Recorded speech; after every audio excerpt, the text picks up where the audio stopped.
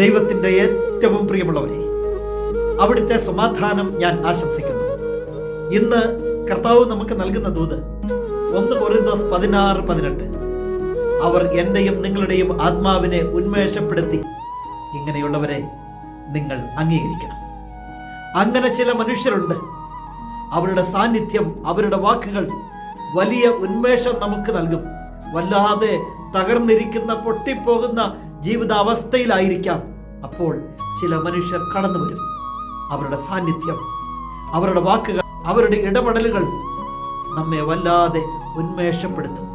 അങ്ങനെയുള്ള മനുഷ്യരെ നിങ്ങൾ അംഗീകരിക്കണമെന്ന്. എന്നാൽ ഈ വചനത്തിൽ പറയുന്ന മറ്റൊരു കാര്യമുണ്ട്. അവർ എൻ്റെയും നിങ്ങളുടെയും ആത്മാവിനെ ഉന്മേഷപ്പെടുത്തി.